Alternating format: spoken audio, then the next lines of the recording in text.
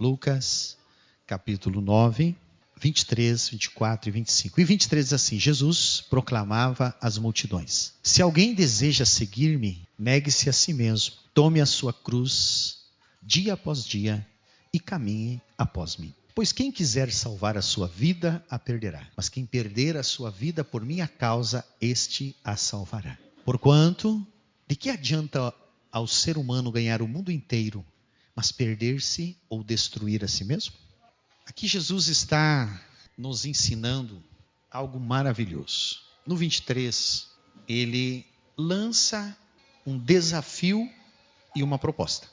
Ele diz assim: se alguém deseja seguir-me, seguir alguém numa decisão própria, seguir a Jesus por uma decisão própria, é muito além de ter uma religião. É muito além de crer em Deus. É muito além de ter uma comunhão com alguém que tem uma comunhão com Deus. Seguir a Jesus é pisar onde ele pisa, fazer o que ele faz. Seguir a Jesus é desfrutar das mesmas ações espirituais de Deus nele. Queridos, quando Jesus está dizendo isso, ele está desafiando as pessoas da sua volta e até a quantos ouvirem, de que a vida com Deus não é algo mágico, não é algo religioso, não é algo institucional, é pessoal. Caminhar com Ele. Seguir, se alguém quiser vir após mim, se alguém quiser caminhar aonde eu caminhei após mim, se alguém quiser fazer o que eu fiz, se alguém quiser experimentar ou passar pelo processo que eu passei, isso que Jesus está dizendo. E se alguém quiser os resultados que eu tenho, Jesus está dizendo: se você quiser os resultados que eu tenho, Jesus dizendo, você segue. Seguir é isso. Porque, irmãos, a tendência de todos os seres humanos e principalmente nós brasileiros, temos assim algo que vem de nós, e eu não estou criticando os brasileiros, mas que vem de nós. A tendência de querer os resultados sem passar pelos processos. De querer as soluções sem passar pela caminhada até a solução. Alguém rala, alguém estuda, alguém se prepara, alguém faz formação, passa pela mão dos professores, passa pela cátedra, senta, aprende, mas ninguém está vendo ele. E dali um pouco, ele tem um resultado.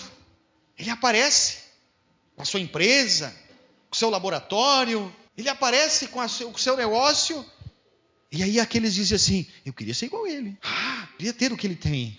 Planta, André? Dá seca, planta de novo, dá intempéries, planta de novo, e aí dá uma safra gorda, 70, 80 por hectare, 120 em nome de Jesus. Aí alguém olha e diz: olha lá, está colhendo muito. Infelizmente nós somos tendenciosos a ver os resultados e não analisar o processo. E aí a gente vê Jesus fazendo coisas lindas, Jesus curando enfermos, Jesus trazendo palavras poderosas, Jesus curando corações, Jesus transformando água em vinho. A gente vê Jesus trazendo ensinamentos que ardem no coração. E aí vê ele dizendo que vocês vão fazer coisas maiores do que eu fiz. Ele prometeu e a gente se pega. É isso que eu quero. É isso que eu quero. Mas e o processo? O que ele passou para que assim chegasse? Qual era a comunhão dele com o Pai? Qual era a intimidade dele com o Pai? Quanto tempo ele tinha de estudo, escrutínio das Escrituras Sagradas? Quanto tempo ele tinha de preparo, de intimidade, de relacionamento? E meus queridos, ele diz assim: vem seguir. Você quer ter os resultados que eu tive? É só me seguir. É só caminhar onde eu caminho. Existem aqueles profissionais que têm o seu método de trabalho. Hoje quase não tem, porque a globalização destruiu isso, mas tinha uma época que dizia segredo de profissão. E não ensinava, os segredos da profissão. Metodologia, não, essa é minha, pessoal, não ensino para ninguém. As 7 chaves. Mas Jesus não tinha segredo de profissão. Ele disse: tudo que eu faço, eu vou ensinar vocês a fazer. Aonde eu cheguei, vocês podem chegar. E a conclusão do processo dele foi glorioso. Ele recebeu um corpo ressurreto. Ele está sentado à destra do Pai, diz as Escrituras. Ele está no trono de glória, de autoridade e de poder. E ao dizer isso, vem e segue-me, ele tem uma outra frase. Ele diz: negue-se a si mesmo. E aí o desafio fica maior. Nós nascemos, crianças, adolescentes, doidinho para ser dono do nosso nariz. Vê a hora de não precisar avisar o pai que hora tem que pedir para o pai que hora tem que voltar. Doidinho para tomar as nossas decisões. Aí que vem um Jesus. Ele diz assim: ei, quer me seguir? Não seja dono do teu nariz. Quer me seguir? Desista de ser quem você é. Que doido, né? Negue-se a si mesmo. Ele estava dizendo assim: olha, se posicione de uma forma em que você caminhará com segurança aonde eu já pisei. Você não vai precisar decidir caminhos. Eu já passei por eles e deixei um rastro. Ele está dizendo: você não vai precisar decidir futuro, porque eu já caminhei e deixei um rastro para te orientar. Negue-se a si mesmo, é possível. E aí ainda para ajudar, que discurso, né? Tome a sua cruz dia a dia. Sabe, para nós aqui hoje, cruz tem um significado que às vezes a gente perdeu o significado original dele. Sabe quem que carregava uma cruz nas costas? Somente assassinos, assim, de alta intensidade, pedófilos, abusadores sexuais. Um ladrão ali, soltaram o Barrabás da cruz, era só ladrão. Era as pessoas que faziam grandes revoltas, iam para a cruz, carregavam a cruz. Então, carregar uma cruz era extremamente vergonhoso. Segundo as estatísticas do primeiro século, 90% dos condenados à cruz se suicidavam para não passar a vergonha de levar a cruz. E aí a gente vê algumas imagens, vê um italiano de olhos azuis, né, que não é Jesus, lá num crucifixo com uma tanga de pano ali. Nunca foi assim. Os romanos dependuravam a pessoa extremamente nu na cruz. E ele carregava a cruz nu. Então era vergonhoso. Agora Jesus diz para nós carregar uma cruz. O que ele está dizendo com isso? E foi antes dele morrer que ele diz isso. O que ele está dizendo com isso para aquela sociedade? E automaticamente trazendo para nós. De que andar com Jesus, além de você ter que negar-se a si mesmo, você será observado por toda a sociedade. Onde estava alguém carregando uma cruz, parava o trânsito. Parava tudo em Roma. Parava tudo em Jerusalém, onde fosse, para ser observado. Segundo lugar, é que quem estava carregando a cruz não era valorizado. E que a maioria dizia assim: merece. Passando isso, porque quis.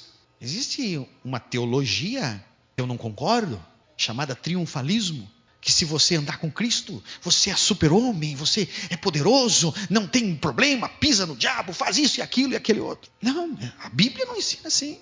Carregar a cruz, ser um cristão autêntico, vai enfrentar desafios até maiores às vezes, do que quem não é autêntico. Porque ele é avisado, e muitos vão dizer assim: que adianta? O fulano crente e passando por tantas lutas. Isso é a cruz do dia a dia. Tome a sua cruz cada dia e caminhe pós-mim. Eu já trilhei, eu já fiz o serviço. Agora ele continua e diz: pois quem quiser salvar a sua vida. Agora ele entra num plano da eternidade. Aqui ele está no primeiro plano falando daqui. Aí ele está agora no segundo, ele entra no plano da eternidade. Ele diz: vem cá, quem quiser salvar a sua vida, quem quiser não ter essa caminhada e salvar aqui a sua vida, não enfrentar essas nuances de pisar onde Jesus pisou, quem quiser não carregar a cruz de cada dia, tranquilo, mas perder lá, vai perder a eternidade.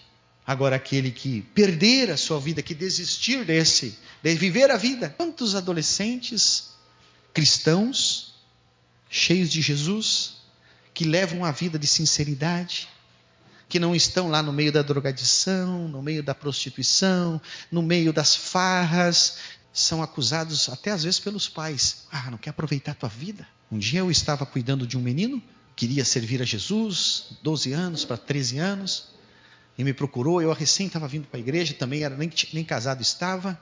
E aquele menino gostava de mim por referência, porque a amizade que eu tinha com a família dele, e começou a vir no culto comigo, e eu comecei a cuidar dele, discipulá-lo, e ele estava animado, queria seguir Jesus.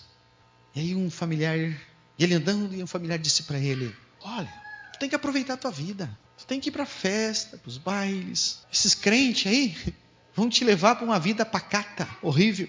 E ele tomou a decisão, influenciado inclusive pela mãe. Passa-se um tempo, 5 anos depois, a mãe me procura: Amós, lembra do fulano, meu filho? Pois é, ele está envolvido aí com droga, com crack. Eu queria que tu procurasse ele, conversasse com ele, tentar retrazer ele lá para a tua igreja. Ganhou a vida? Estou dizendo que todos os casos são assim. Eu estou abrindo teus olhos espirituais. Perder a vida, perder algumas coisas daqui, pode trazer retorno de ganhar lá. E Jesus está dizendo isso. E aí ele encerra esse texto que eu li, no 25, e ele diz assim: que adianta o homem ganhar o mundo inteiro? Queridos, são tantas as propostas que nos aparecem dia a dia para nós ganhar o mundo, para nós nos envolver com tanto trabalho, com tantas coisas, com tantas ações. As propostas do sistema aí fora para nos tirar do centro da vontade de Deus são inúmeras, são grandes. E aí a gente quer ganhar tudo isso. A gente quer, e não é ruim para o momento, mas o risco é destruir a si mesmo, perder a sua alma. Jesus, ao convidar nós para esta caminhada, ele sabia das dificuldades, ele sabia das intempéries.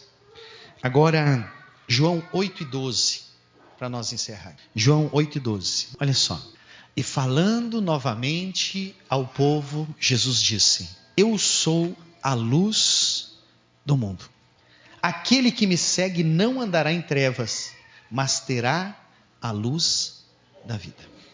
Para nós hoje, luz é luz aqui, nós vivemos cheios de luz. Luz elétrica, luz solar, luz do carro, luz. Para um hebreu, luz, ela vem de algo muito conhecido deles, que forma quase uma frase, uma palavra que forma uma frase em português. São duas palavras, na verdade, hebraicas, juntas, 2 sentenças hebraicas juntas, que é Torá. Torá, no hebraico, vem de Tor, direção, orientação. Or, claridade, luz. Então a palavra Torá quer dizer luz e direção, trazendo de uma forma transliterada para o português. O salmista Davi, no Salmo 119, versículo 105, ele escreve praticamente no hebraico só Torá. E nós lemos: lâmpada para os meus pés é a tua palavra e luz para o meu caminho. Quando Jesus então está dizendo aqui: eu sou a luz do mundo, que os gregos traduziram assim para nós, transliteraram e traduziram luz, ele está dizendo: eu sou a Torá do mundo. Eu sou a direção, a orientação e a luz. Estamos com termos às vezes muito... e você é um iluminado, né? Muito usado esse termo. Jesus não nos chama para ser um iluminado. Jesus nos chama para ser a luz. E ele diz: eu sou a luz do mundo. E quem me segue, falando lá, agora é o resultado daquilo que ele te convidou. E quem me segue nunca mais andará em trevas. E trevas aqui não é somente a escuridão. Trevas, no contexto hebraico e bíblico, está desorientação. Quem me segue nunca estará desorientado. Nós podemos estar em provas. Nós podemos estar em lutas. Nós, como cristãos, seguir a Jesus não é fácil. É um processo bem complicadinho. Mas nunca perdemos a orientação. Nunca perdemos o norte. Porque Ele é o nosso norte. Pode nos cansar, pode criar um ambiente triste, o sistema pode nos afogar, e nós levantamos a cabeça. O escritor aos Hebreus, capítulo 11, ele diz assim: nós olhamos para o autor e consumador da nossa fé. Querido que está aqui, que de repente ainda não criou coragem na tua alma, no teu coração, na tua vontade, de dizer sim. Eu entendo que é difícil. Que baita pregador esse, né? Que fala para oferecer o caminho e seguir Jesus, traz todas as dificuldades, porque eu preciso falar a verdade. Agora, meu querido e minha querida, se você ainda não se posicionou, ele continua te convidando.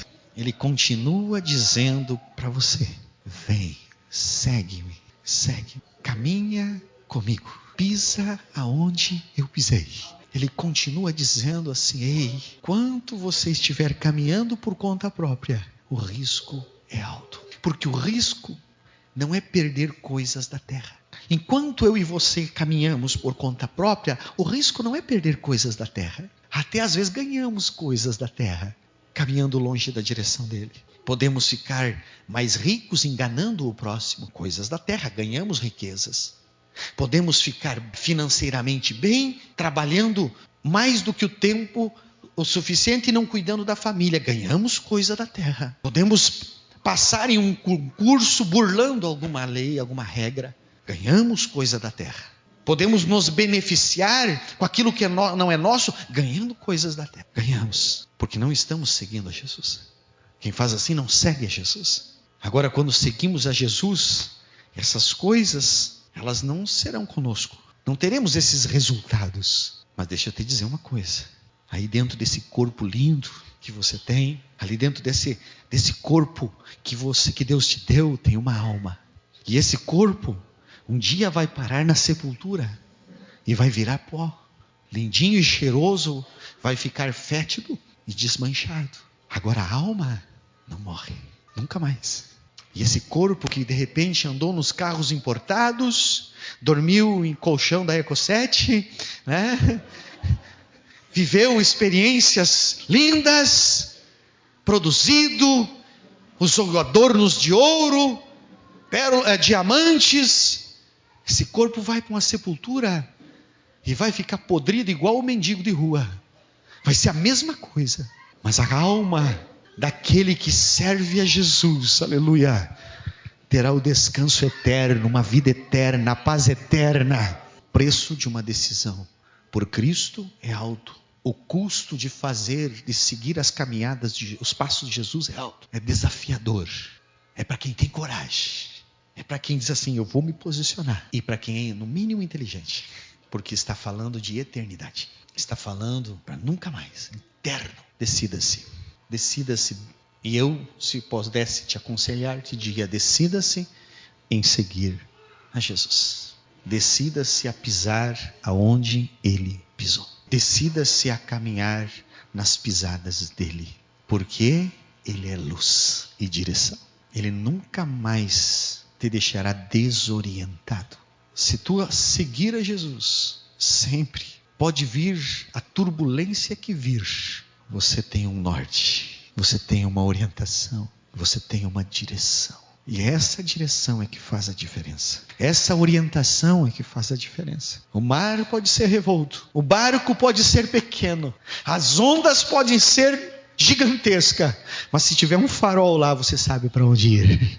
Você tem um norte, você tem uma direção. Eu aprendi a viver na direção do Senhor Jesus. E muitos aqui já estão aprendendo, e muitos já aprenderam, e muitos já vivem nessa direção. Embora possa parecer que está turbulento, mas ele sabe, está feliz, está radiante. Eu tenho uma direção, eu sei para onde estou indo. Um homem chamado Jó, quero encerrar. Ele enfrenta a maior das turbulências da sua vida. Ele perde a sua família. Ele perde as suas finanças. Ele perde o seu gado. Ele perde tudo. E até a saúde. E ele está sentadinho, na época que lepra era tratado dessa forma, sentadinho na porta da cidade, coçando as suas feridas com caco de telhas, com caco de barro. E a sua mulher, cansada disso, com toda razão. Tem gente que xinga ela, eu não xingo. Toda razão. Cansada, ela disse: Jó, abandona esse teu Deus e morre. Amaldiçoa esse teu Deus e morre. Desiste, homem. E ele solta uma sentença que muitas vezes me colocou em pé. Ele diz assim: eu sei que o meu Redentor vive e por fim se levantará, aleluia, do seu trono e vai me atender. Essa confiança eu te ofereço nesta noite.